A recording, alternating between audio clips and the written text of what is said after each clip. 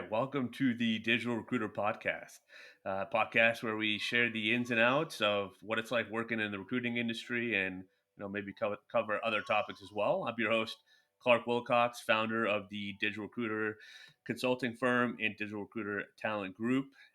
Today, I am joined by James Brost, founder of Axiom Search, and one of the coolest dudes I've ever met and worked with. And he happens to be an incredible recruiter. So I'm super excited for you and all our listeners to be able to kind of learn his story, hear some of the cool adventures that he's been on, and get to know James a little bit more. James, it's awesome having you here. Hey Thanks for being man, here. my pleasure, Clark. You know what? I'm thrilled to be here. Awesome, I love it. Well, let's dive into it, man. How'd you get into recruiting? Man, I tell you what, someone showed me a book yesterday. A friend of ours, a common friend of ours, I'm trying to help out that's new in recruiting, and he pulled up this book and he's like, it Yeah, was Think and Grow Rich, right? Which everyone's kind of heard that book yeah, before. And I said, let me tell you a story about that. There's always a story, right? I uh, I was selling life insurance door to door in Yuma, Arizona. And if people don't know where Yuma, Arizona is, it's a gateway to hell. They forgot to shut the gate. like it's like on the it's a little agricultural odd town with either bikers or Marines or migrant workers to pick lettuce. It's weird, right? My wife, first wife, so this could be a long podcast. My first wife was from there, and we moved there because her parents were there, and she could get a teaching job. I started selling insurance. I was the number one agent in the nation for policies written for Mass Mutual, which is like a New York Life. Problem is, it was a not a well-to-do town, and people would lapse their insurance policies all the time. They couldn't pay it. And when what happened is your commissions would get reversed, a percentage of it when they lapsed. So while I'm the top guy in the country, people are like, oh, this kid's a rock star. I'm like, I'm starting out a negative $1,000 every month on a full commission job. Like, it was horrible. And so I'm talking to my mom, and she's like, your uncle, my crazy uncle Don, this guy was a like Andrew Dice Clay and Kramer mixed, right? There was something undiagnosed with him, wow. but he was very New York, very in your face. And he was recruiting and killing it in Phoenix, Arizona. So I found ways to get up there. It was like a 3 hour drive to get in front of this owner of this recruiting firm. And I walk in, it looks like the set of Anchorman. I mean, it's literally the 90s, but it's a 20-year-old furniture, coffee stained map on the wall, guys with clip on ties. I was like, whatever. I hear they're making money. Right? So I, uh, on my fourth try to get in front of whoever I needed to get a job there, um, my insurance company had sent me to Phoenix for like a seminar that they were putting on. And so we had a lunch break, and I used the lunch break to bounce and go back to that recruiting firm my uncle worked at. And they happened to have this guy this is very 90s. He had red suspenders. His name was Tony Byrne, and he was like international recruiting consultant to the stars. Odd dude. And it just fit the whole scene was like something out of a movie. So Tony talks to me, and I don't know if he's like a recruiter there, but he asked me, well, why would you think you'd be successful? I'm like, I'll just break it down for you. I'm starting out every month negative $1,000 in commission. I got to earn that commission and then try to earn on top of it to keep it, and the cycle keeps going. You're offering me a draw, which is like I hit the lottery. And that guy out there, that's one of your top guys, that's my uncle. He's batshit crazy. If he can do it, I'll be your top guy in a year. That's it. And he walked over to the president and said, would you hire this kid? And so they made me an offer. I never went back to the seminar until like later in the day because it took a few hours of talking to the whole team. I get back there, and when I go to get my stuff, there's the book, Think and Grow Rich, right? And I open it up, and they said, you won this in a raffle, but looks like you were off somewhere thinking and growing rich. And the guy signed it. And that was my experience with the book, but it's also how I got into the recruiting industry. So that was my start. that that's up there for an all timer, and one I relate to very well because I was working. third party telecom. That's what I was selling before recruiting. And I was also in the negative on commissions because Verizon and Time Warner and all those companies kept screwing up all the installs that I would sell with like 90-day guarantees, and then I'd have to pay back. And I was like, I'm out of here. Right. And like posted my resume, had a recruiter call me. I had no idea what was going on, but that was that. But yeah, the negative commission door to door. You and I resonate with that, brother, because that's it's brutal. Nothing makes recruiting seem like a piece of cake compared to that. It's so well put. One of the guys told me there, he Oof. was like, I was Yeah, explaining how my day to day went and my life was going. He's like, yeah, that's the Vietnam of sales right there. What you're doing is the yeah, Vietnam of sales. I'm like, yes, I never looked at it like that, but it yeah, sure feels yeah. that way, you know? Yeah, negative commission is like the napalm. It's brutal, brutal. Oh man. So you get started there. I mean, were you were the top guy by the end of the Pretty first much. year? There was a guy that was like my mentor, great guy. We're still friends. Very cool, very together. He got out of college as an accountant and didn't want to be an accountant, so he got into recruiting because like his fiance's dad owned the company. So he kind of Yeah, mentored me, and I started place providing him a bunch of candidates, and he was getting like 30K fees on them, and I was getting like the 10% split or whatever. And he's like, yeah, dude, took me outside. You need to do this for yourself now. You're ready. I'm like, let's do it. yeah, And so I jumped into that, and he wanted to take the company over, but his father-in-law was like, would always play these Jedi mind tricks, like, oh yeah, that's my progression. Let's do it. You get an attorney and I'll get an attorney. And he'd always make it a deal that they couldn't come to. So he just walked out one day, said, I can't do this anymore. And so he came out and said, well, you're the guy now. He said, I leased him a car, gave me the keys. That's your car now. And you need to manage this team and whatever. And my uncle being included. And listen, my uncle was something else. And so, but I could manage him. Like he would respect me and relate to me and listen to me. So yeah, we had a parade of what I found interesting was we had people from the tech industry, which is what we were doing at the time, like sales recruiting for like Hewlett Packard, IBM, for their there was no cloud. It yeah, was like they're selling servers or they're selling networking and pre-sales engineers, right? So we'd hire people yeah, that were like a district manager for a company that did exactly that. You're thinking, "Man, this is a home run. They've got like all the contacts and every, and they couldn't put a deal together to save their lives. It was weird. And then this goofy kid selling life insurance can somehow get it, you know? And I noticed the difference was I think a lot of people would get really try to be a software engineer or try to talk like they were so knowledgeable. They're very very important to them to prove their knowledge of the industry as peers almost, yeah, instead of the relationship. Like right now we're not talking about what you're selling, we're talking about you. We're talking about your future. We're talking about all these other things that matter to making a next step, and just being relating as humans, and then using that to parlay into opportunities with other companies, you know. And so there was a disconnect, but we got it. And that was really our main recruiting focus, was like these large tech companies and their sales groups. Was is pretty much the first yeah. 5 years. That's what I did. There's a- It, it's so interesting. You mentioned because we talk about subject matter expertise, right? A lot in the program, right? Digital, and in our group calls and everything else, and having a niche and having a vertical, and that stuff is important, right? I think to be clear to your market in terms of like the problems that you're currently solving.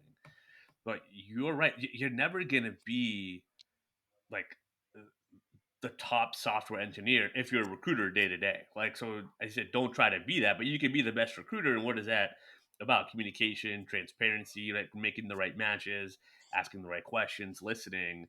And it is like, because I've gone back and forth, right? Recruiting, right? It's not rocket science, right? That line gets thrown around, at least a lot kind of in our conversations. But like, there is a science to it, right? There's a people science, but there's really an art to recruiting. And I don't. Not many people get that I've talked to more than you. And what kind of like, where do you think that like comes from? That was like already in you to kind of have that kind of just that knack? You know, is that kind of like your background? Is that just kind of growing up? Was that something you like developed more as like an adult? Like, kind of what? How'd you get that or I realize that you think had that? that's a great question, A. And B, I think a lot of it came from when I grew up. I was a military family, right? My dad was in the service in the Air Force. And so we moved every 2 years. And they were Catholic and they took Mm, it serious. So I was the youngest of eight, right? And it's like, you got a choice. They're mm. Mormon or Catholic. Which is it? And, um, and so I was born on an Air Force base in Alaska. And we went from Alaska to Montana, from Montana to Arizona, from Arizona to Nebraska, from Nebraska to Alaska, from Alaska back to Arizona when he retired, and I started sixth grade in there. So that's a lot of moving around. So I think there was this knack of adaptability and having to read the room Wow. and having Yeah. to. It's probably something that's also probably my downfall, downfall or some undiagnosed trauma there that uh, really desperate to fit in, because you would get a best friend and lose a best friend. And I think after a while, it got Yeah, to it's the tough. point of, you know, how to relate to people, and just how do you adapt to the room instead of trying to be something you're not. Because I learned early on, I was trying to sound like I had a script and a description of the company I Mm, was recruiting for, and I'd start throwing out like mm, technical terms, and then I'd get the candidate would ask one question, and I'd be trapped. I would just like mm. sounded very polished on this, and in one question, it became very evident I don't know. So I just started leading off with Yeah. like making my own script, and it was more, listen, I don't know what I'm talking about. I'm giving the illusion that I do and lighten it up right Mm. away. I'm a recruiter, right? Yeah. But I'm bringing opportunity, and let me give you what I know about it, and then you can fill out the blanks. If you have questions, let me know. I'll take it back. We'll get them answered. But let's find out about you Mm. first. Like finding out Yeah. about them first was the key to getting them to open up, and also they felt like, well, here, son, let me educate you on what this is and what this isn't. And that's where I learn about the industry, Yeah. is like pretending like I didn't know and actually didn't know, and letting them know I didn't know was the key. They're like, okay, now I'm the smartest guy on the phone, right? And they're like, there's no doubt. I put myself in, I'm here as far as what we're talking about, but I'm here as far as these relationships that hold the key to some of these. So let's see if we can meet each other Yeah. in the middle, If and there's a and help each match. other. Yeah. Yeah. Exactly right there. If there's a match, and versus you try to ask the expert or be the expert, and they stump you, and they're like, hold on, let me ask Jeeves real quick, right? Let me figure this out. Right? They can hear the clicking and the typing as you're googling the question and the answer. So you're right. I mean, I recruited skilled trade general labor, so mechanics, forklift drivers, stand up, cherry picker. I didn't know what any of that stuff was, right? So instead of like trying to pretend, I was just like, well, tell me, like, which one did you drill? Like, what's the difference? Like, how many hours on each? Like, I that's what I can do. I can figure that stuff out and ask those questions. I'm not going to be like, oh yeah, I've drove a forklift, down in Louisiana in 2007. It's like, no, I haven't. No, I didn't. Like, that's a straight up lie. So it's so like that switch is so important, right? But there is that need to kind of almost like pretend until you kind of make it. Uh, so it's pretty interesting. But we were talking about not being smarter than candidates, and clearly you got over that hurdle pretty quick and got pretty successful, and then started your own firm. Like, so talk to us about that. Like, why did you decide to finally make the jump, and kind of what was that like that first year? It, Great question, man. So I banged around with after that firm. I partnered up with a buddy, and we kind of tried to do our own thing together. But keep in mind, through this all, like after the first firm, 9/11 and the internet bubble burst, and it was just like there was no business out there. And a couple years later, we started had some connections and unrelated stuff I'd never done recruiting wise, and we got by with that. Then I got into staffing, the staffing, and it was like Amazon data centers in Northern Virginia and um, Department of Homeland Security and cleared software developers, right? For a company, and it was Yeah. kind of new, and I joined it, and we had handshake deals that we try to build it up together, and that it wasn't going to happen like that. The handshake deal was the worst thing ever. Like he wasn't going to honor any of that, and I uh, I came down to Sarasota where my wife's folks lived, and I had just started to dabble in this different niche, this mechanical, electrical, plumbing design niche from some young guys that were doing real well with it, and like, oh no, dude, you got to get into this. And I was kind of still an old dog at that point. I'm like, I don't know if I could relearn. And it's a good lesson for anyone watching. Like, can I relearn a whole new niche?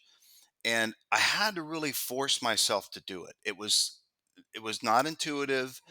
I felt like a rookie again, and I think it's exactly what I needed, though, right? To be teachable and to know that the market's changed, niches change. How adaptable can I be? Or should I just go like try to sell real estate or something? You know what I mean?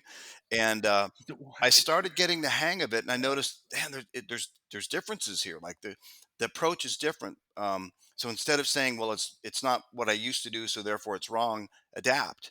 And I did, and I brought that book of business to a company here in Florida, and cool young guy. Pretty quickly on, he was like, "Hey, I want you to be like a partner," and I found out that he was like owed a lot from a former partner and some tax stuff, and he had this beautiful office overlooking the bay. And I'm like, dude, overhead's the death of this business, by the way. Like we eat what we kill every month, and this overhead, you ever thought about scaling back? And then he made some hiring decisions on like marketing, hired this marketing person that wanted to do all this crazy software that really didn't help us but cost a lot. And I'm like, and it was every day, it was like, we're going to be an RPO company now, or we're going to go to a staffing model now.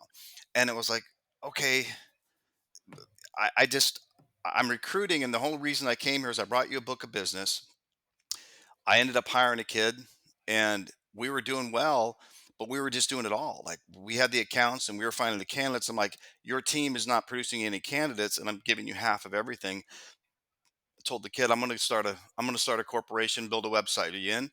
He's like, yeah. So the conditions when I started that was a hurricane.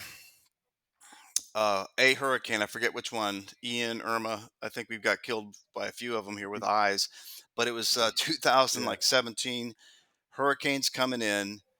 My wife got let go from a teaching job. They closed the school. Hated teaching. Started going to physical therapy assistant school. So she's in school full time. I got two little kids. I'm just going to start a new business, and my father-in-law gets terminal cancer. Like right then, and a hurricane's coming. Like that's when we all found this out at once, and it just went for it. And the beauty of it was this: I went for it, and there's probably no better motivation than it's sink or swim, man. This is it. You Yeah. got to do it or Burn the not do it. ships. So we started doing Yeah. it, and we were making placements, right? We were making it work, and it gave me the flexibility to take my father-in-law to his cancer treatments. I had to drive an hour north. I was the guy, like I was the only one here that could do that. Up until he died, like I was an anchor for that process. So I think there's a reasons these things happen too. But we were in the MEP space. We were doing well, and we ended up getting an office. Tried that out for a while, and then kind of like it's just taking me 45 minutes twice a day. It's not really getting more done, and we don't need the overhead. So we pulled it back home, and partner was a real thoughtful kid, a Navy veteran, had his master's, wanted to get his PhD, right? And came to me and said, I want to get my PhD and help vets. I said, what do you need me to do? He said, can you write some letters of reference? And I've got like colleges in Boston and Cal State Fullerton, all the stuff, and wrote the letters, and he got accepted. So at that point, we kind of pulled it back to just me. So just me at my house, doing the recruiting thing, and probably at my age and my disposition, it probably works best that way. Like, I don't have the energy to train people and stuff and put it out there. Yeah. I enjoy it. I really do. But by the same token, I don't know that I have the bandwidth for it, anymore. But yeah, we made it work. We made it work.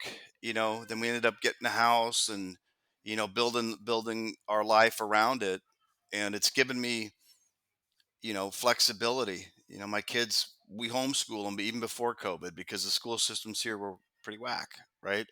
And my Yeah. wife does physical therapy, here and there if she wants, I'm at home. It's like the Adams family. We're all milling around at 10 o'clock on a Tuesday morning and at 10 o'clock on Thursday night. But we get along, and it works well for our family. So once you work for yourself, as you probably find out, you know, there's days I want to fire me, and then days I want to give me a raise. But it's I can't see myself going back to work for a corporation. And it's the American dream, man. Your own business, and it's not always, it's not easy. If it's easy, everybody would do it. But how bad you want it, right? Exactly. I mean, it's so many things I resonate with there, and I'm sure a lot of people listening do too. And just kind of doing what's right for you and your family, and looking at all the pieces, and be like, how can I step in and step up, right? And the father-in-law story resonates with me. It's the same thing with my dad a few years ago, and when he was sick and had a brain tumor in 2018, he got sick 2020, and I was the one that was able to fly around and be with him and transport all because I was working remotely then, even before COVID. And so it's so important. That's like the beautiful part of this industry when it's kind of done right, right? You keep overhead low and everything else. You just focus on the relationship, putting in the work, doing the right things, treating people right, but like working hard at the same time, right? It's not like a layup. And like it can provide so many blessings, which is really cool.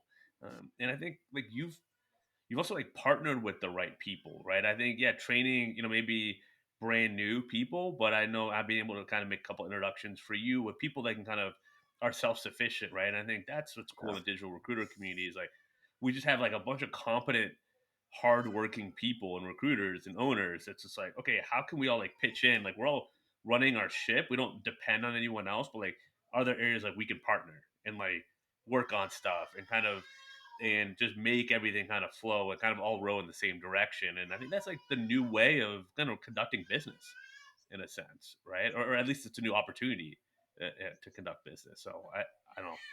I think that's pretty cool too. absolutely. And I'll tell you this: it leads into when you asked me starting my business. So you know, there's challenges, right? And the market for me, where I sit, changed dramatically in the last 2 years. And if anyone's been recruiting for more than 3 years, they know that there was an abrupt shift when COVID happened, and some differences in the market, at least in mine, afterwards. Even though there's a real demand for candidates, and that's great, the candidate experience has changed. Many of the engineers I talked to grew up in the COVID era. They started during that era, or they started a little bit before.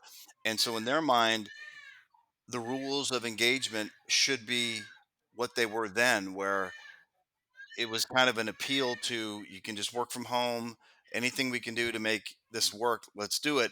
Well, now that it's like back to work for a lot of these people, they're like, well, what about the anything flexible, like ultimate flexibility? Like, we're not doing that anymore? Or that's my first Yeah. experience, is always the benchmark in your head. It hardwires you, right? And a lot of them have that hardwiring Yeah. where it's tough for them to realize that it's not always going to be ultimate flexibility.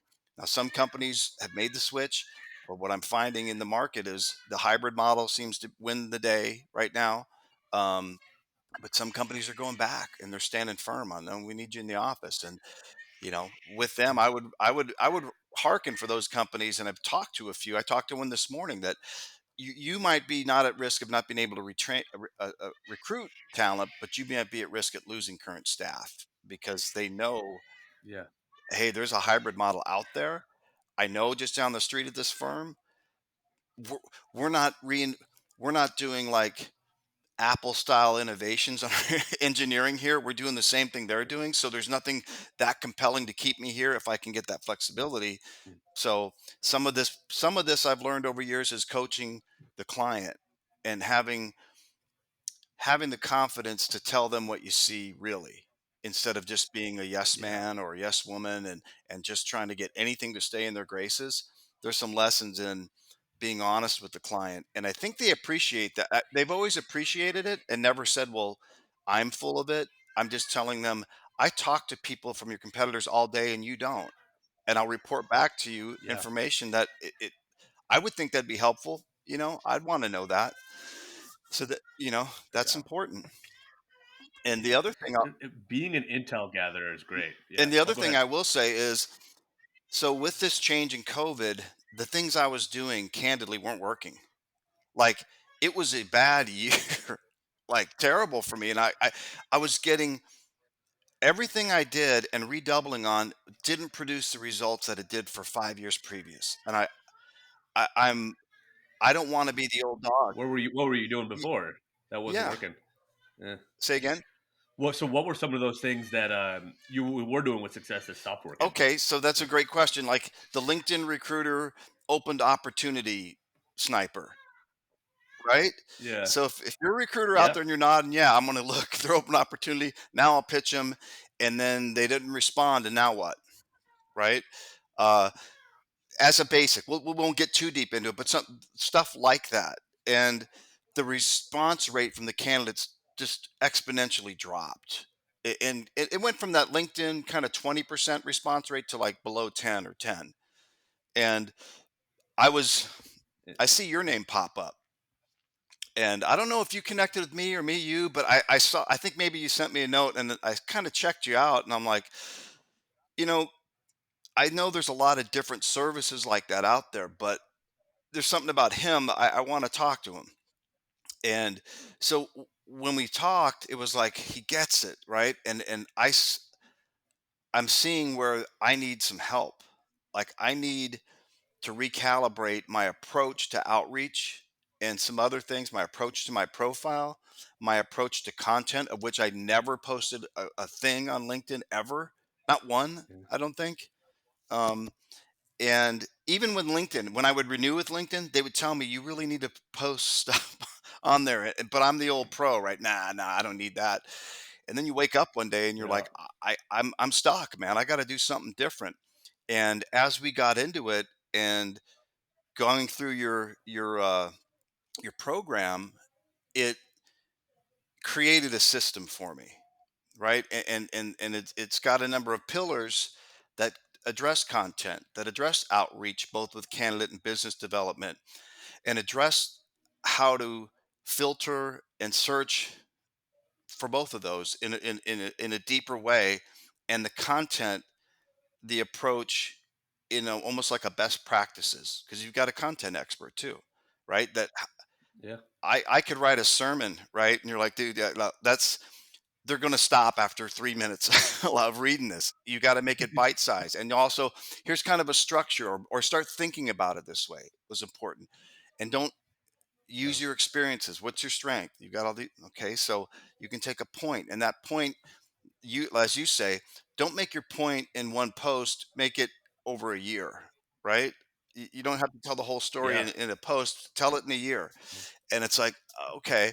And as that goes along, you start to get things like candidates reaching out to me saying, I read your post, I think I'm ready to make a change. Whereas before, I'd already tried to snipe them on LinkedIn Recruiter 6 months ago, never heard back, right? um, Yeah. So you're getting responses from people that was like a 10% reply rate last year. Now they're coming out of the woodwork, not just from this, but from all old outreach as well. Yeah, that's right. And like I've signed 5 new agreements in 30 days, right? And so now I've got to go through and go, I got to prioritize because some of those might not be as good as they Mm. seem. You know what I mean? I've got to vet something out probably, if I'm being honest. Like Yep. I've got to go with the top couple, 3 that I can work on, that I'll be enthusiastic to work on as well.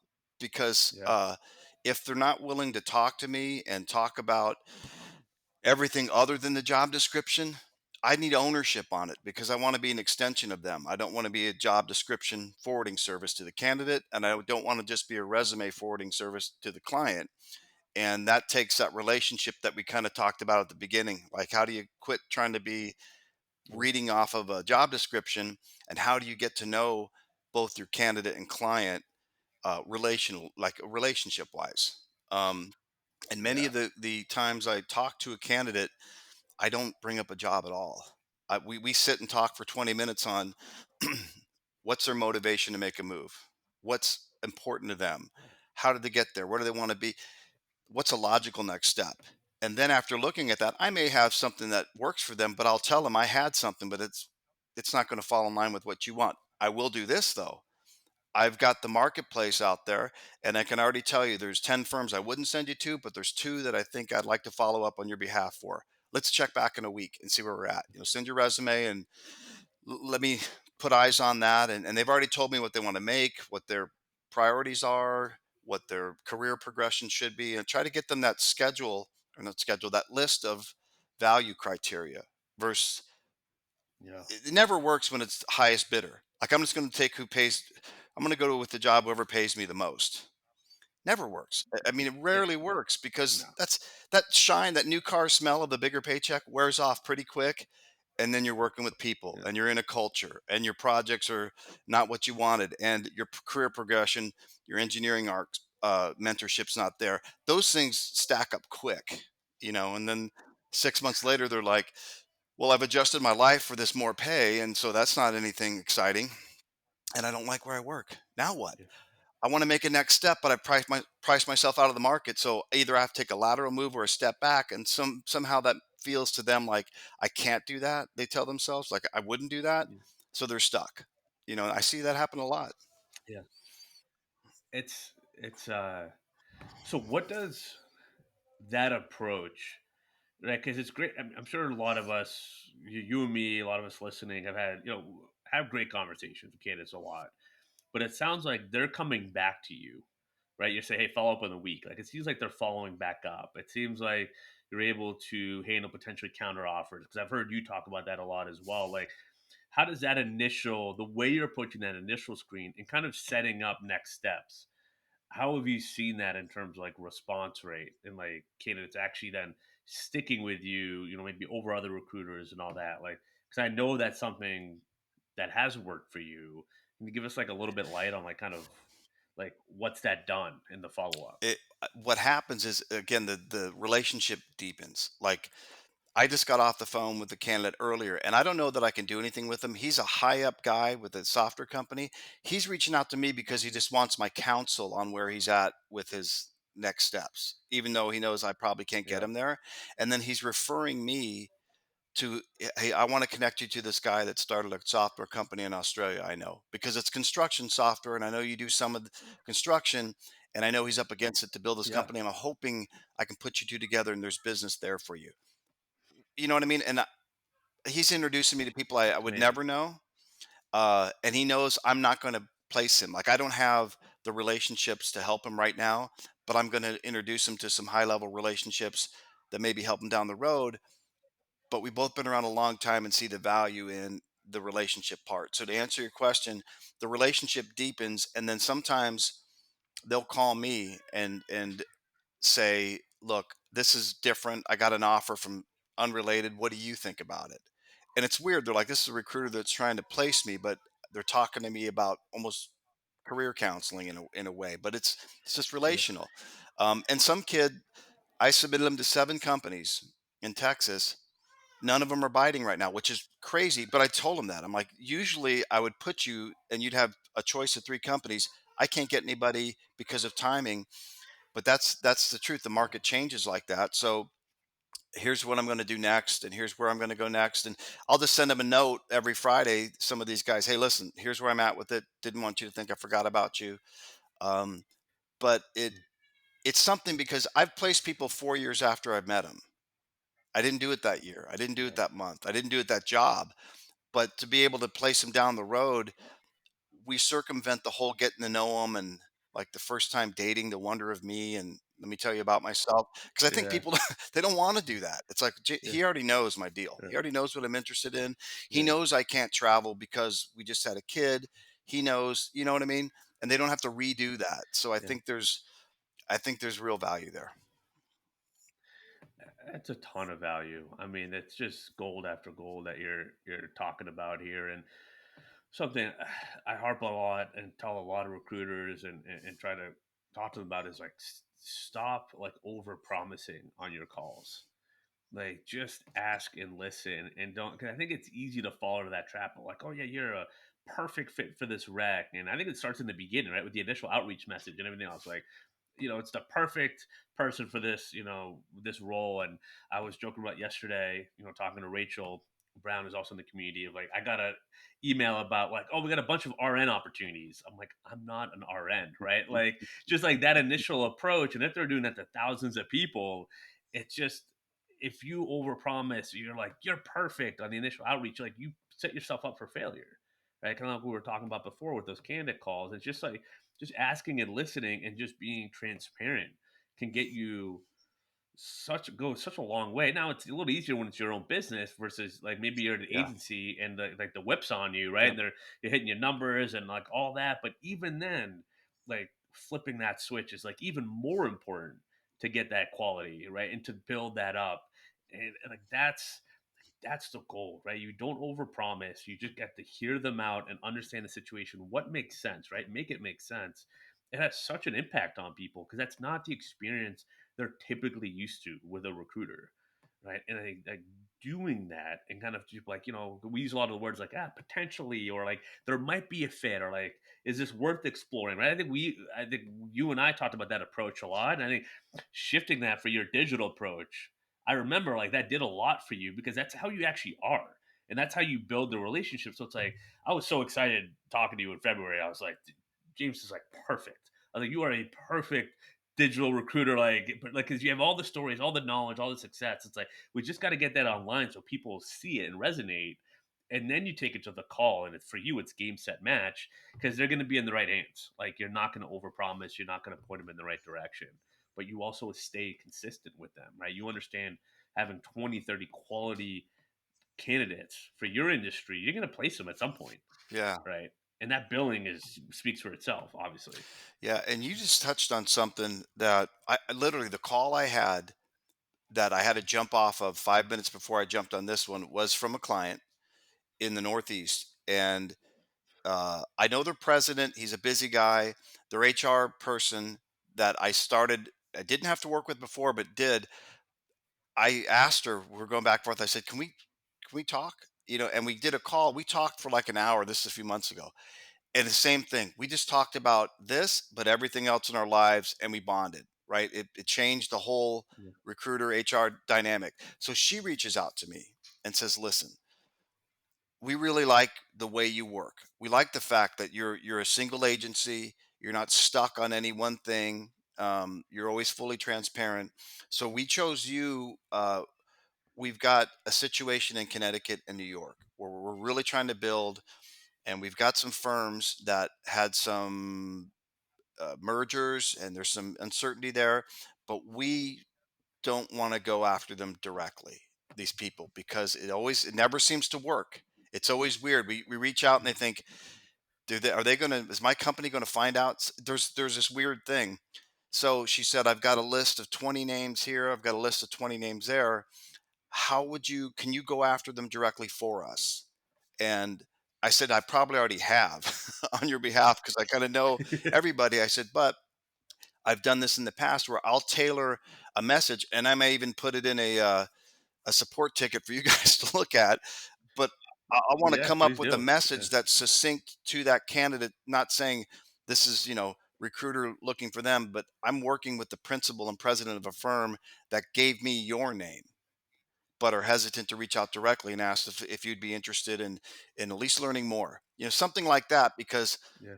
legitimately that's typically not how it works, right?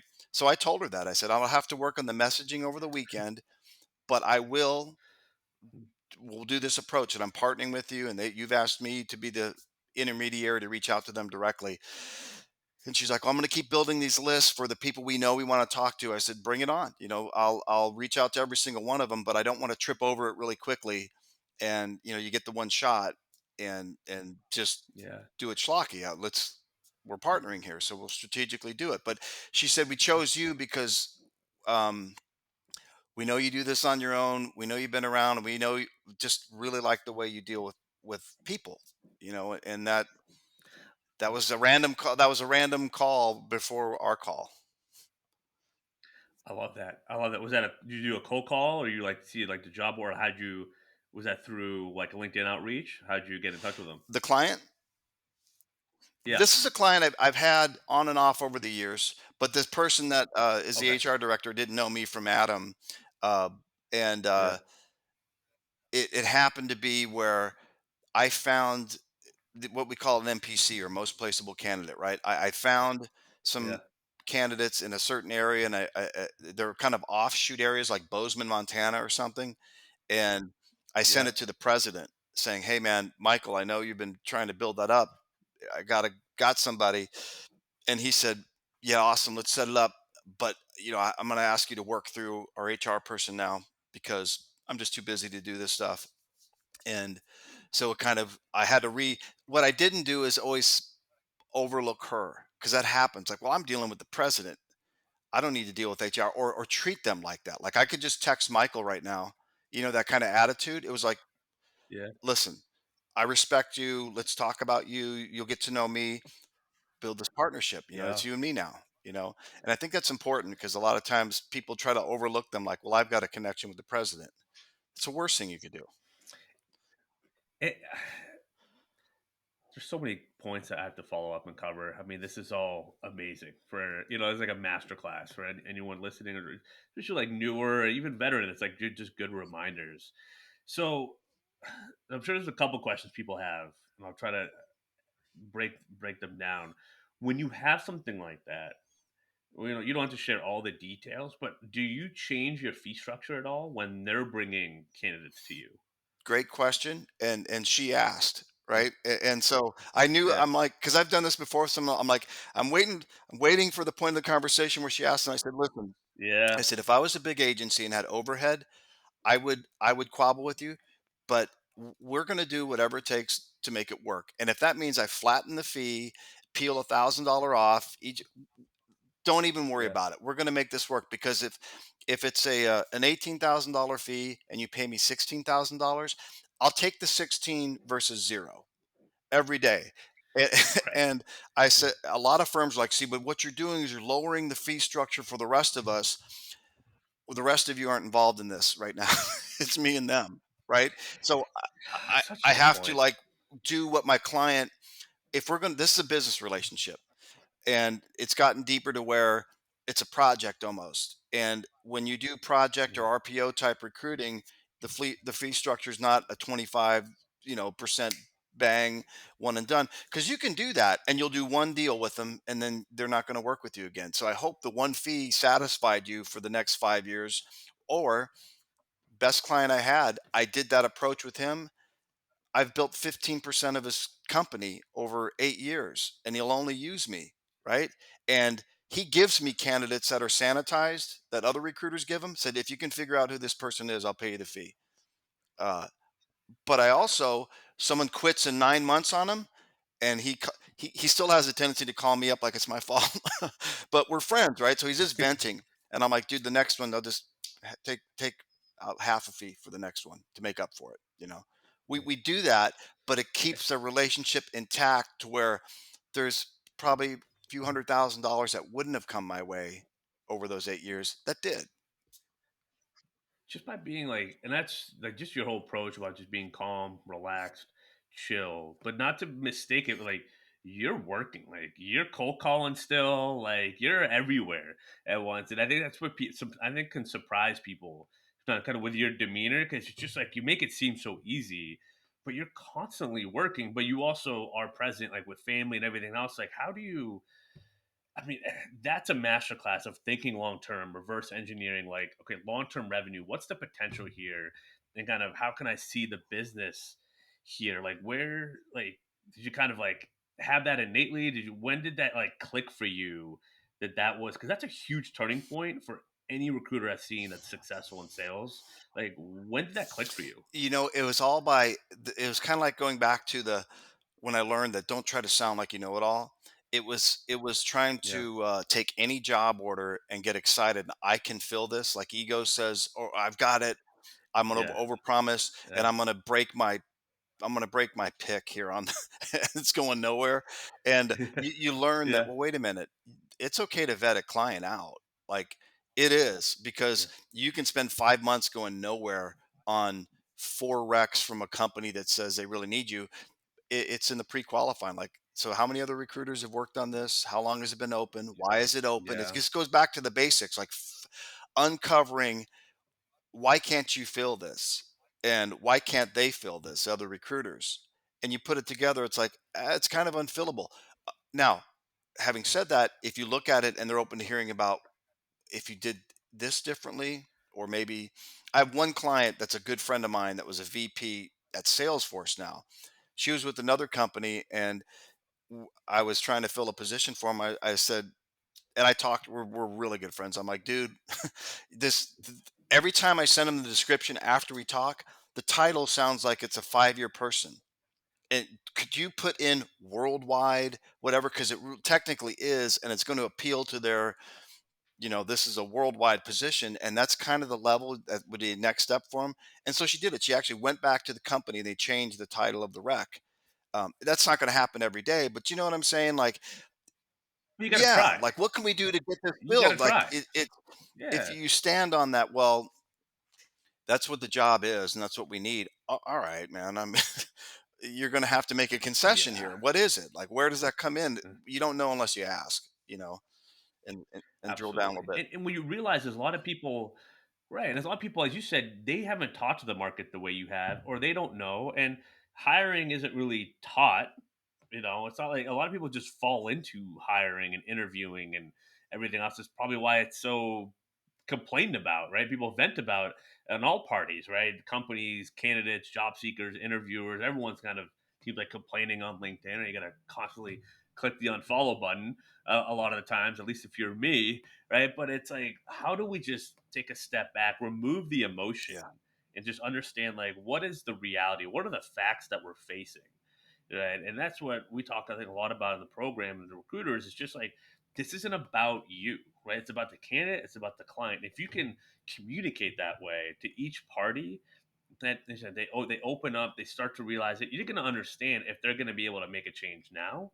Maybe it takes them 6 months, maybe it's going to take a year, but at least if you can properly bucket each prospect and candidate, like then you can start to really come up with a game plan and a clear whiteboard of what to prioritize, because our most valuable resource just in general is time, but especially in recruiting and especially in contingent recruiting, where it's hmm very easy to work for free if you're not careful and you don't have boundaries that you man. enforce. Amen to that, dude. You nailed that. Like it's contingency recruiting is like I've got 20,000. No, I don't. I've got zero. Like I've got Yeah, nothing from. that's right. I mean, Yeah, it's to yeah, the untrained eye or the average bear out there. They're like, I don't know, man. That seems hard. It's like it is, but it's like so. You bring up another great point. Like right now, as we speak, I've got to go through with these new agreements in place, and I got to prioritize.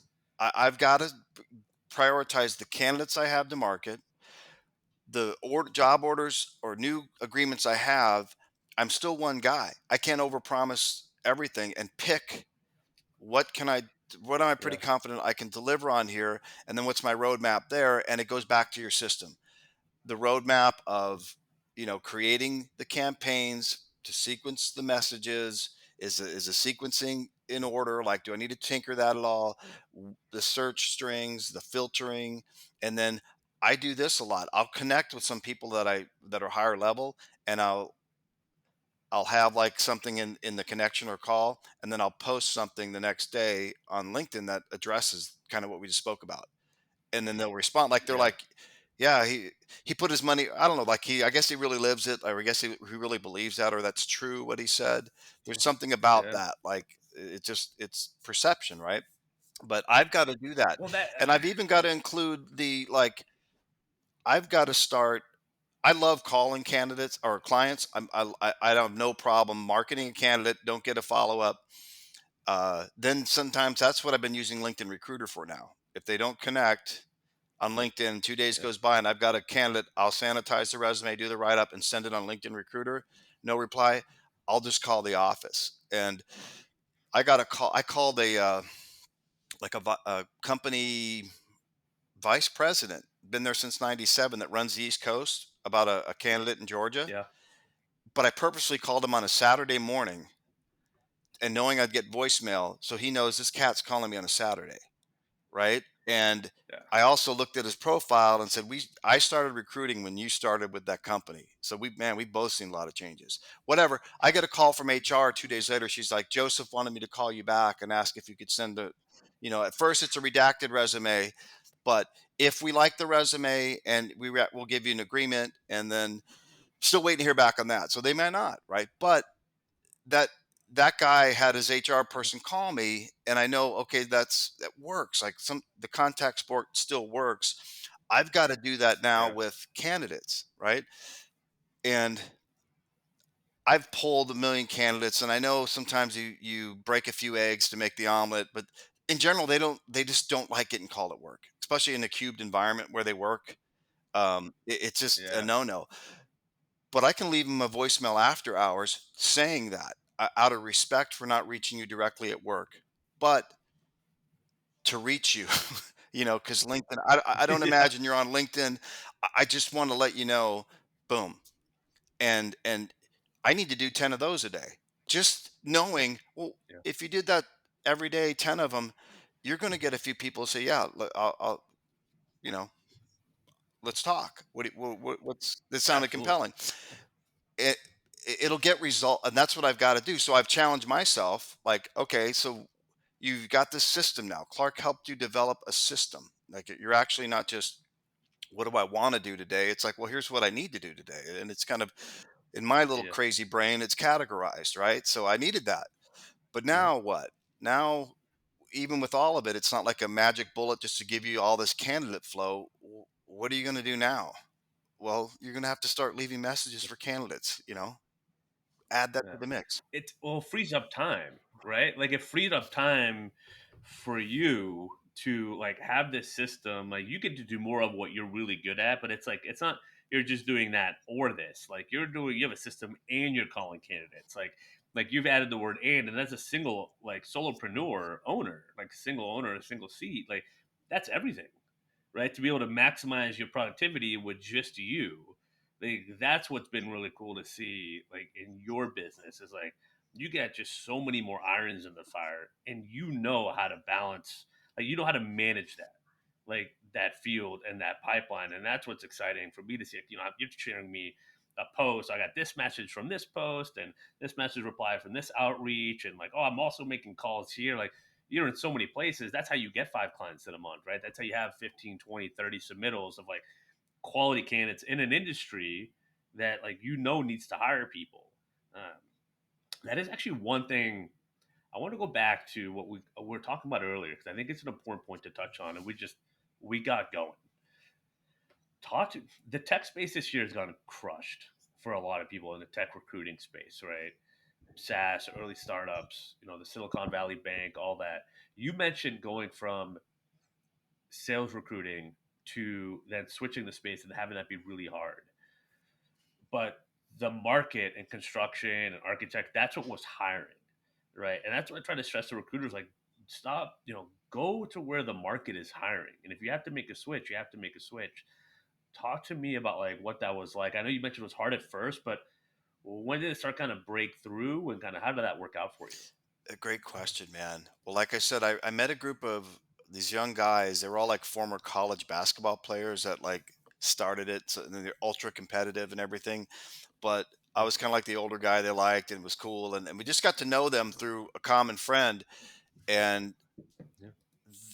I would just ask them, so listen, how do you approach, what's the approach here? And they acted like they had this secret knowledge. Like, these are firm, like, I'll give you, like, they wanted to charge me for a list of companies that were hiring that used recruiters. I'm like, Yeah. I've been around long enough to know, like, dude, if they all use recruiters, right? They're all going to use recruiters, or I'll find out in like 2 seconds. If they don't, I'll just call them and ask them. But it was more, it wasn't so job order driven, and that was weird to me. And this was more MPC, marketing candidates to them, and then Yeah. if they wanted to get that candidate, you get an agreement, or they say, no, I don't need that, but I do need this, and then you kind of have the conversation, and you get some job orders that way. um, but So that was weird to me, and anything that was a little foreign, it felt like, oh well, they're doing it wrong. But it's like, well, you're not doing anything. So how do I Yeah. do that? And it really was looking at, like, I would research the companies that hired for these people, and I'd look at their websites and I'd look at the job descriptions. And then you got the, like, I know mechanical engineer. Well, there's 8,000 different types of mechanical engineers. What are the keywords that lets me know these are the types that I need to find? And what firms are they? Then looking at a candidate and going, well, that a good candidate. Now, where did he used to work?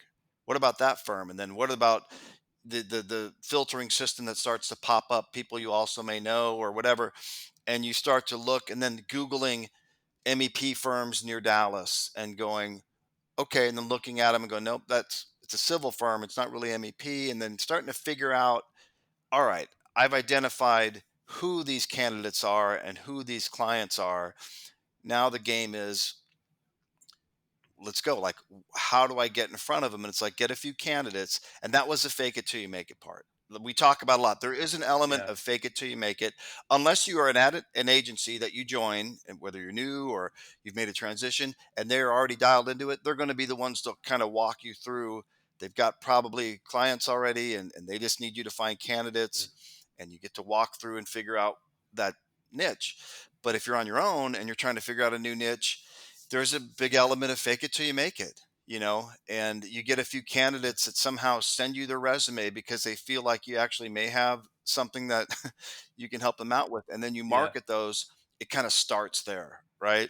And that's where it started for me. What's funny is the first month I did that, I cold called a firm in New Hampshire and left the president a message about a couple candidates I had.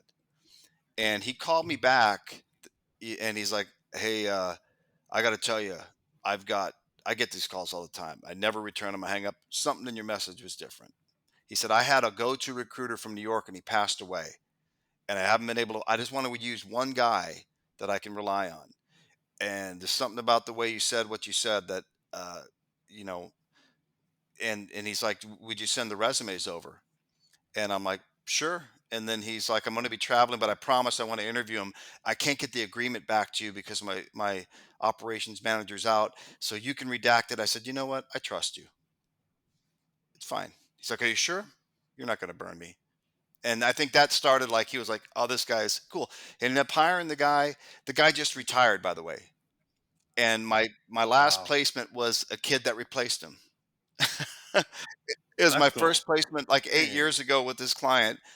And this kid is right out of college, but they're using him to kind of fill that guy's position and build him up. So that's kind of got the That's ball rolling awesome. like that.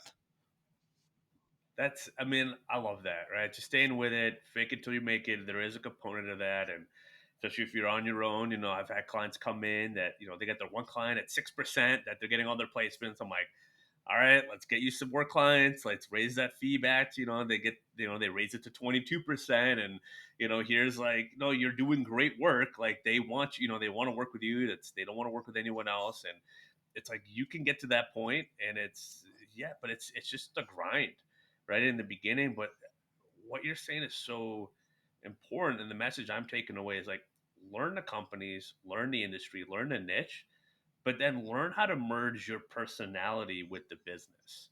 So, right. So it feels like you've done your homework, but you're also just being you.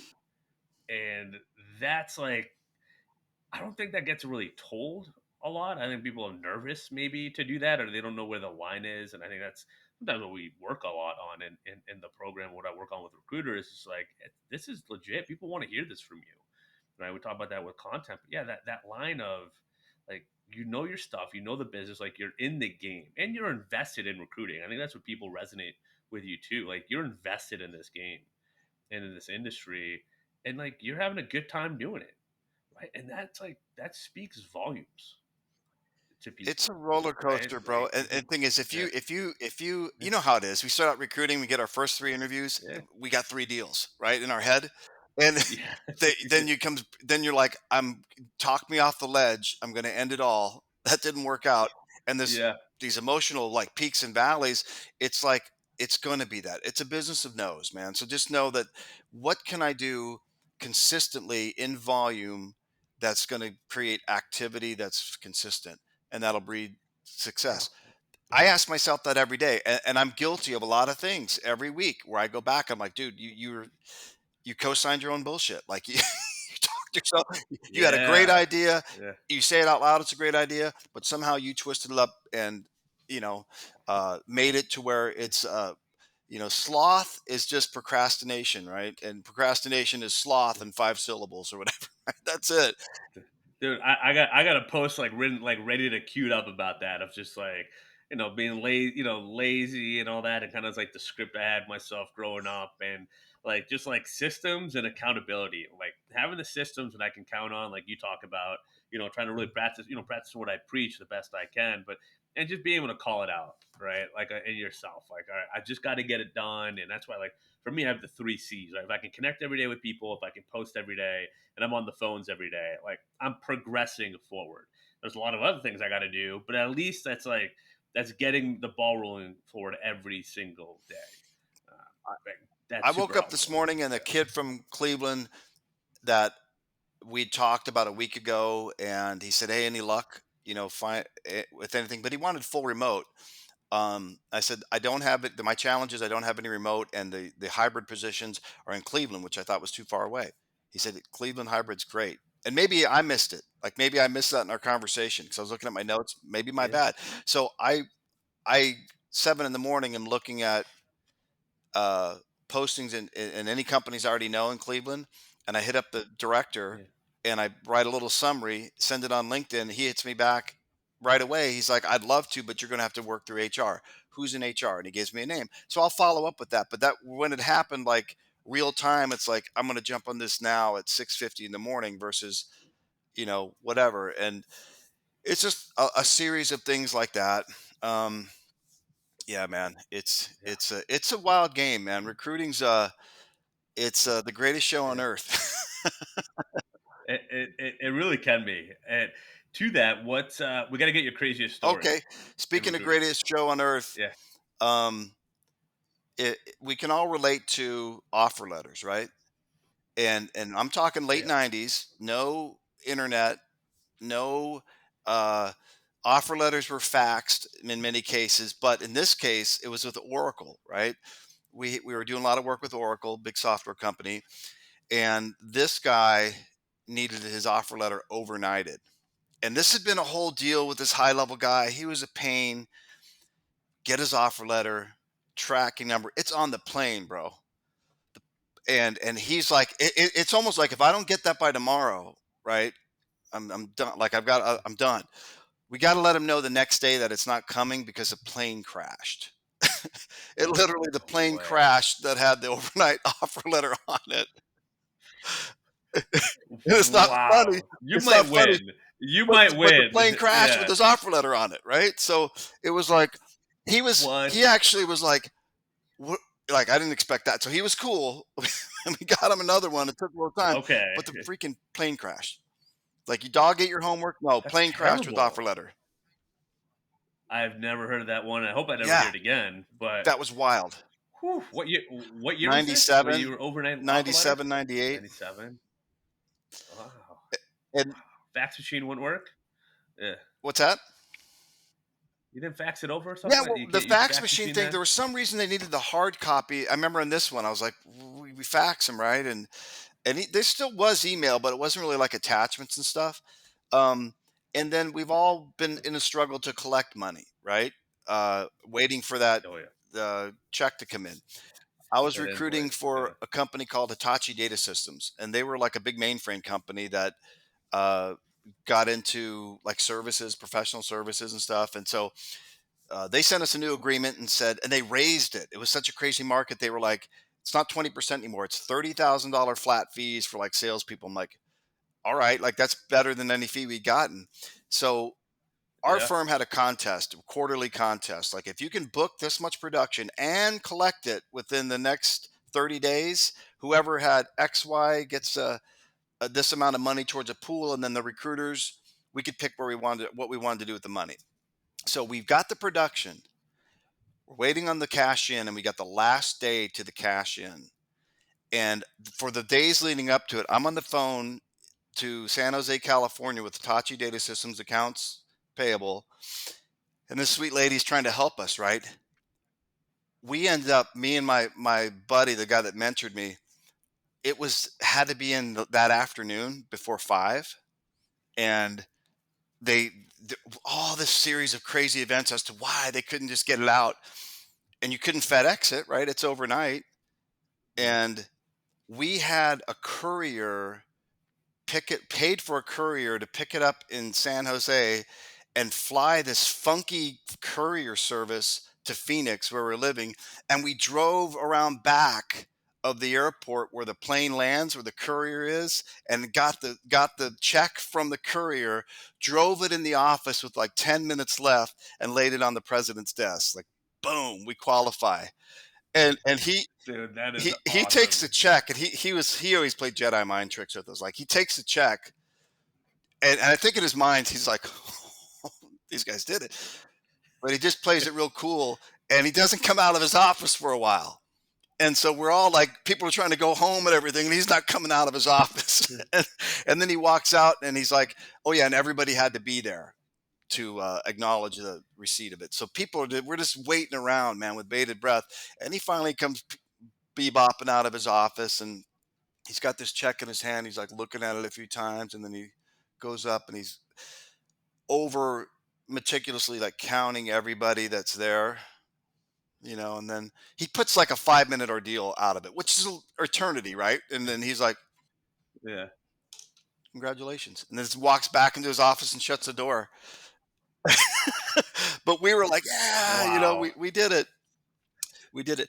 And I'd probably say on the that is candidate awesome. side, some of the funnier ones were they had a drug test, and this lady's test came back like she was an alien or something. What she did was she had peed in the toilet and then scooped the water in the toilet with the toilet water and turned it back in, knowing it was going to be dirty. So they couldn't figure out what her test was. Wow. They're asking us like, we don't know, we've never seen this before. Like, we don't know if she's got some serious health problem or something. It's like, no, that's toilet water, bro, mixed with urine. That's what that is. The- oh man. You have the best stories. Oh, that's man, that is I'm still not over the plane both plane stories and then yeah, then the alien candidate. So you've really seen and done it almost all in recruiting. That is amazing. Oh man. Whew.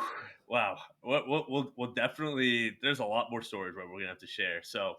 Uh so we'll wind it down Yeah. here, but I want to touch. You mentioned kind of what made you reach out to me in the first place, of like reply rates were going down, got to get more out of LinkedIn, and the work we did, I think, on your profile, really the work we did getting your voice and your experience out. That's really all. That's what we do. That's what I try to kind of show you. Like, here's how you can get your voice. This is what people would love to hear from you. I mean, I kept telling that even before you joined. I'm like, your market is going to love hearing from you, and I think that's proven true. What was like the first breakthrough from like your perspective, though? After joining the program. I think it kind of started to come together once you kind of figure out, because I'd always been a LinkedIn recruiter guy, right? And then you're like, yo, Yeah. check out Navigator. I mean, 4 candidates. And it's like, really? And you look at the robust filtering system and you're like, oh, wait a minute, this has got way more filtering capabilities. Okay. And sequencing software and the messaging that's tightened up in it, right? Where I was writing like 3 pages, you're like, let's look at some examples of what's really worked. And that's all it is. This really worked for somebody. Oh, okay. It's short, to Yeah. the point, and it's asking something. A response is kind of required at the end of each little post, and there's multiple touch points, and um, the content. So changing these things up and putting them together, and then the next thing you know, you've got all these people accepting your LinkedIn invitations, right? And I don't have to do a thing to follow up with them. It's already automated. Like, they're being followed up with in a way that I know I want them to be. And then You Yep. start booking calls. It's like, okay, that right there. You start booking calls. I wasn't booking calls. Now I'm booking calls with candidates, right? Yeah. Very simple, right? And like we said, most good ideas are simple, right? And so Right. you start booking calls with candidates. Then I start using them as npcs to get them involved.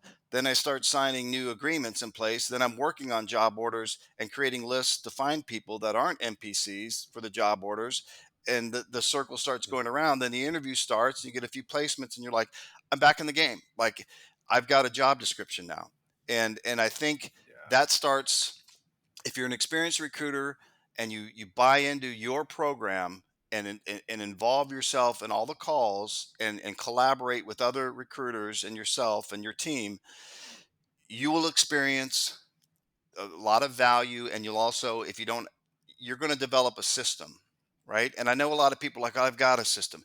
If they're talking to you, it's probably not going that great in some ways, or why would they reach out to you? Right. Right? I'm billing Right. 500,000 a year. I think I want to jump into Clark's system. Like, I don't. You probably don't get a lot of those, but they could benefit too. Maybe they do 1 million because of it. I mean, it could benefit someone like that as well. So I don't want people to think that it's only for old dogs that were down on their luck like me, or or new people that don't have anything to do. It's, it gets you involved with what outreach looks like today, digitally, like online, Yeah. what people are responding to, and how outreach is more effective. And you can produce that effect in a consistent level with some bulk to it, with some substance to it, versus every Yep. day getting up and reinventing the wheel. I shared this with a young recruiter yesterday. I'm like, if you're like me, I would sit there and scheme, like, and plot and think of another way to, like, skin the cat. And you try it and it didn't work. Now you're like, that didn't work. Now what? Instead of like, I can just do this consistently. And even if I heard this, it was a great thing from someone I really respect. That's a LinkedIn influencer, an old guy that's been around forever. He said, persistence isn't changing what you do diligently, trying all these new things. It's figuring out some things that are basics that work and sticking to them no matter what. They will work. They might take 3 months, but it will work. That's persistence. And just staying with it, and the fine tuning of those things, that's persistence. Not Yeah. trying a bunch of different things a bunch of different ways. That's not persistence. That's flailing, and we all can Yeah. flail, and I still do sometimes. Like, I back away from it for a minute, and it's easy to say, well, it's been a day, I just won't do anything another day, I won't post anything. And it's like, or I won't aggressively market these candidates because 6 companies haven't responded, so I'm giving up. It's like, let's dig a little deeper. You know what I mean? Let's we know Mm. this works, and it might not work for this candidate, but you need more candidates, and you need more things to work on, and you need to find these people. So Yeah. don't go crazy on, I got to do these different things to find them. It's like, stick with that, fine tune that process to find them. Don't create different stuff Yeah. to try to do it. Right. And don't just throw stuff at the wall or buy a bunch of different tools and spend thousands. Yeah, Like, it's, you can't shortcut doing the work, upping your own skill set, upping your own game, being honest with yourself, and just, you just get after it. And it's just like, if you have like your non-negotiables, right? For me, it's posting every day, every weekday. Uh, like, just post every day, and whether leads are coming in or leads aren't coming in or whatever is going on, right? There's always something that you can tweak and adjust and refine, right? As we talk about, getting the boat in the water, like phase one, right? The yeah, initiation phase, and then it's the refinement phase, and then it's staying consistent. And it's kind of like the three parts we focus on. And I think watching you go through that, and then seeing, because you have so many cool stories that we haven't even touched on, some of the stuff that you've done with documentaries and everything else. Like, you have an endless amount of like content pool that you can kind of build from. And I think you just had to like see that. I think almost hear it from the community, right? Hear from people that are working with different recruiters, excuse me, and that kind of like, you're like, oh, okay, I can write about that. He said, like, just making those tweaks and kind of seeing how that resonates online, because that is different than being on the phone and kind of more old school recruiting. And I love working with even those $500,000 bill recruiters, helping them like figure out how to attack this thing online because they have so much to add. And it could actually, they were like, oh, I could create a whole inbound channel. I don't constantly have to hunt, but I still love hunting. So I'm going to do that. But I can also create an inbound channel and leverage the work that I've done. Like that's what, like really fun, right? It is kind of seeing that. And, I like that's kind of your story in a sense, right? Because you've had some amazing successes. It's just like, okay, like I have some skills, but like, how can I just like add to it, take advantage of kind of like what you've done? And that's the opportunity. Like a lot of recruiters and owners like yourself have that. It's fun when I see someone like you take advantage of that and resonate with it, and it gives you know people another option and a recruiter to kind of gravitate towards because you're in a candidate-driven market, and so it wasn't just you that wasn't getting response. It's a Yeah, lot of recruiters in your that's a good point. space, and so the fact that you're now able to stand out, like that's huge. It's a huge competitive factor for you and competitive advantage, and you have a lot of leverage now. Like that's where this becomes really fun. Yeah, it's a good point, and I have to look at. I think you what you said. I don't. It doesn't matter if you're new or if you're billing 500,000 a year. This system, especially with the content, if you it takes some coaching, it takes some looking at it. What's up here and saying it out loud to a group and people that know content and saying, "Hey, I got an idea. What Yeah, if we took this root idea you had and do this with it?" See, I can't do that sometimes. I couldn't do it before in my head. There was just so many things popping up, and I guess it gives you your voice online. You know what I mean? You find your voice yeah, online and your personality online without meeting people. They kind of get to know you and they get to know you. And that's always been my struggle is like, if I could talk to them, I think they'd be confident that I could either help them or I've been around and I'm not that typical r- recruiter. That's why I do it on my own. That's another thing. I couldn't give the illusion that I liked the agency. You know what I mean? I couldn't, yeah, I just like, yeah, I don't want to do, uh, um, uh, Spirit Friday and wear a T-shirt. I mean, I wanted to jump out the window when I saw stuff like that, and it's just I'm that guy. Kind of there's a rebellious nature to me, and I don't want to fit in like that. I just I just want to be me, and once you know that, then how do I get them to know that yeah, if unless we talk? Well, they're not yeah, responding to you, so now you just feel like maybe I suck at this. Maybe all that experience is worthless, and it kind of gives you your voice back. yeah, Going, well, wait a minute, you just need to be able to put your voice out there in a way that's bite-sized and has a certain flow to it with content. It's not like a mystery. It's just you don't know what you don't know, right? These are ways that yeah, people respond. Well, I didn't know that. I know because you never tried it and you never had anybody actively that does content for a living show you that, right? So how could I, you know, um, yeah. and Exactly. things like You don't that, know what you don't know. exactly. So Ab- it, Absolutely. there's a lot, and I know Yeah, dude, we could talk for hours. We got like, I know. you know, I know. We really could. So we'll wrap it up. What types of recruiters would you recommend something like the digital recruiter to? And in terms of like, should I or should I not make like the investment in myself and in a program like this? it would fall into a couple buckets, and we touched a little bit. If you've been around a long time and you find the market's changed to some degree, and there's a level of frustration, whether you're trying to change niche, because your system also allows you to like the fake it till you make it doesn't have to be so fakey with a system like yours, right? Yeah. It really kind of Yeah. equips you to be able to target with a strategy behind what you're doing to shift markets. Or Yeah. you're in the same market like I was, but how do you increase your outreach, whether it's on the business development side or candidate side? Like it's built for someone just like that. Or if you're new, let's say your first year in recruiting and you're struggling with the same things, it's going to be the same problems. How do I get candidates? How do I get clients? How do I increase the perception of my online presence with outreach or with content and with my Yeah. profile? I didn't know that if I put these things in my profile, that could really bolster what they think of me or the confidence in me by Yeah. looking at that. And what we've also talked about is for the newer recruiters, almost a little bit of basic sales training and Yeah. some basic candidate sourcing. Those two buckets. Like you also Yeah. will by default, they're going to be exposed to, it'll become evident very quickly when you get into it a little bit, like where you're struggling, and it's going to be like, oh, they're struggling. They haven't had the basic sales kind of training on this. So that's kind of like, look, let's do that. But here's where our system fits into that. And now you're going to get a Yeah. little both. You're going to get some sales training, sourcing training, but you're going to be able to apply it to the system. So it's a win-win. And you'd be surprised, right?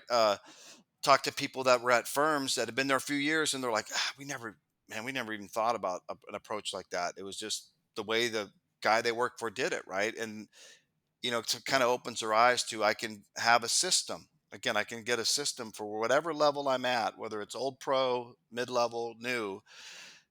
There's it'll apply.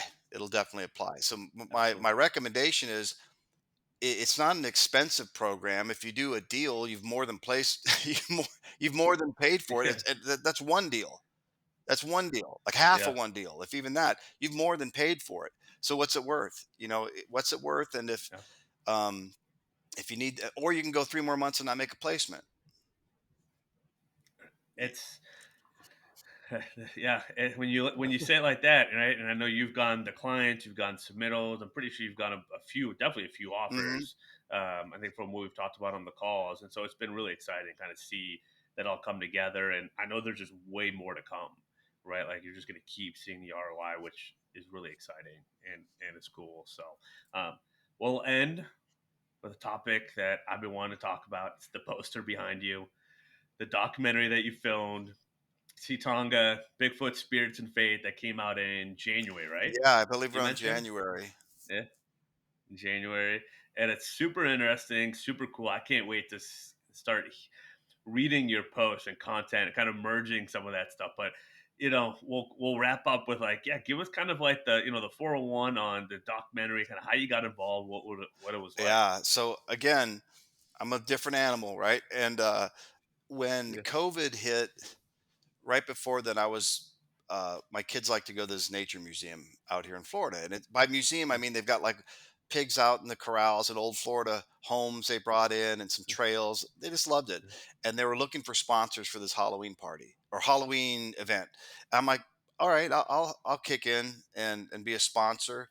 And because it was Halloween, they had this dude come out, and he was like on the Discovery Channel, like finding Bigfoot and this stuff, and he had this crazy thermal footage. It's like either it is a dude in a suit or that's legit, right? It's kind of compelling. And Yeah. he took everybody out in this trail in the middle of the night, and I'm just talking his ear off. It's the same thing as recruiting. I want to know all about this guy and how he got here and all this stuff. And it really sucked for the rest of the tour because I just monopolized all of his time. The whole and and so he was saying, look, man, yeah, he makes documentaries, and he's like, we're actually going to be filming out here, this next year, blah blah blah. We left, and he texted me. He's like, "Hey, dude, we're going to be filming. This some months down the road. You want to come out and check it out?" I'm like, "Absolutely, man." And then he's like, "Hey, Yeah. can you go down there and measure that outlet at the museum? We need to see if we can, get a camera from here to there." Sure. Hey, we're supposed to get a film permit for Mayaca. We can't. I get him a film permit. I get him housing. I have a knack for production. Maybe it's a recruiting thing, but I end up kind of being the producer for it. And Yeah. and then I'm in it, right? So we film this for 3 or 4 days, and it's out till 3 in the morning. We're walking across streams with 40 crocodiles in it, and I never felt more alive, right?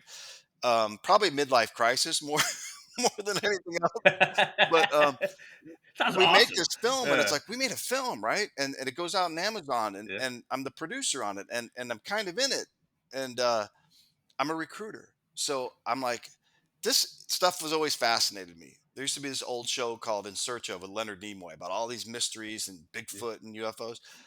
I end up Yeah. tracking down cases that are like Indian reservation, 20 years of interaction with their version of Bigfoot called Sitonga. They don't like anyone coming on. They've kicked off scientists. I endear myself to them, and I make a documentary on an Indian reservation at 19 degrees, 4 in the morning, multiple nights, and weird stuff happens. If you watch it and get it on Amazon Yeah. Prime, and it's doing pretty well. We also filmed at the Conjuring house. If people know the movie The Conjuring, like the original house, we Yeah. stayed there for 5 days. We had a guy build an experiment that took 3 days with a tech center in his trailer. And we Mhm. do this crazy experiment and other things, and stuff happens there. That film will come out in about 6 months. The first one we did, we filmed a bunch of days, and the second one came out. It's called the Skunk Ape Experiments. We had number one came out, number two came out. It's a little wild, man. The dudes I do this with, or did that with, I kind of backed away from them.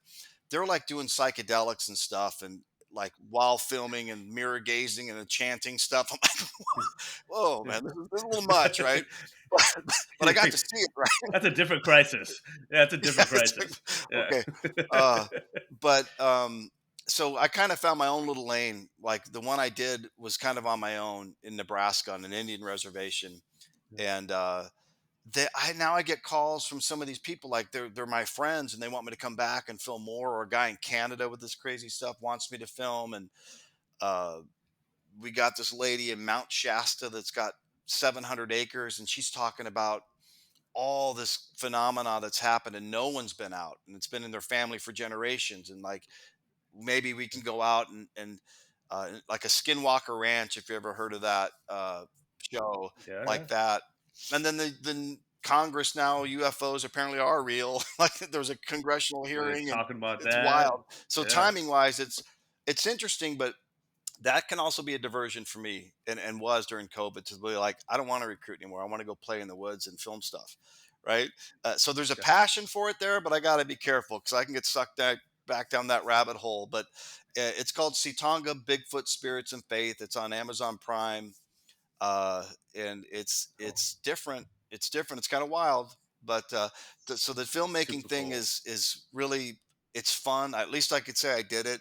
I was in places you'd never see yourself being at 4 in the morning, and your Great. adrenaline's pumping and it's freezing and weird stuff's happening. And, you know, for me, it's like, it's It's just cool. this, yeah, the sense of adventure and like especially with what happened with COVID and everything else, like just to get out there and it's just be open to an experience and and try something. And I think some people have the mentality of like, oh, I don't know, I can't be associated with that or whatever else. But to me, that is the coolest thing to like dive in. You got the opportunity, you kind of saw the door open, and you just blast it open. I think you do that in recruiting, you do that in sales, and with candidates and clients and just life. And I think that mentality, that mindset, can open up the coolest opportunities in life. I mean, it's for me as dumb as posting on LinkedIn every day has opened up so many connections, so many cool friendships, business partnerships. That's just LinkedIn content. I mean, that's like G rated, right? Or like, like surface, like, very like not like that big of a deal. I'm not chasing down spirits and ghosts and stuff like that, right? In comparison, although I think I'm gonna need to join you Yeah, one we'll day get and you do out there. that. But Ohio is an area they yeah, really want to do Ohio. So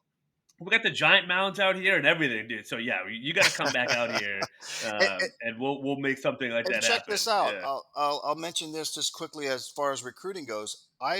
There was a company that I knew. Basically, the president is a software company nation or worldwide that was really hyper growth, and they used me on contract about a year ago to help them build. And I knew some of these people there already. They wanted me to work full time from them, made me this big offer, and I'd be like, I can't. I've got my own business, and that's where I'm gonna ride or die with it. And then B, it doesn't give me the yeah, flexibility to do this filmmaking. And they said, what? VP of Talent and the president, I'm telling him what I'm telling you about these stories. yeah, I don't give a shit. I'm yeah, just like, this is me.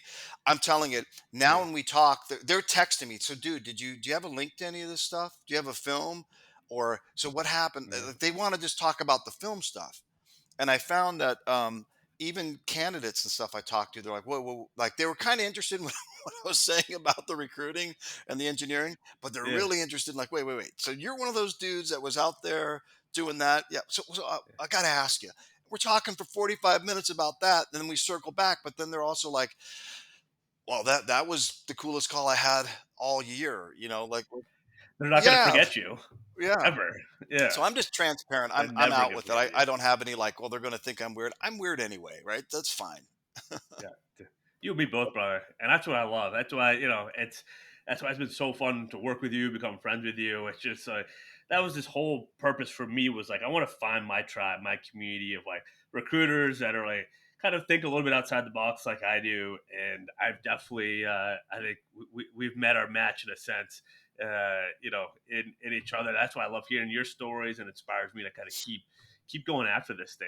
And I'm just, I feel privileged that you got entrusted to join, our program and learn from me and learn from us as someone that's like, a veteran of the game. And I think it's super cool that you just have that approach, and like that approach to life and just to learning and being a lifelong learner. So I thank you for your time, and sharing all these awesome stories. I got to imagine it's not the last time we're going to Oh do yeah. something like this, because this is super fun. And you can find James on LinkedIn. We'll put the LinkedIn URL in the episode. We'll put the link to Satanga, Bigfoot Spirits and Faith, uh, in there as well. And we got another one coming out in 6 months.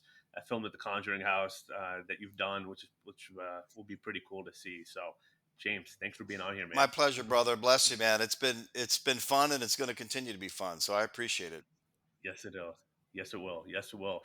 All right. Well, that'll do it for this episode of the Digital Recruiter Podcast. Until next time, happy hunting.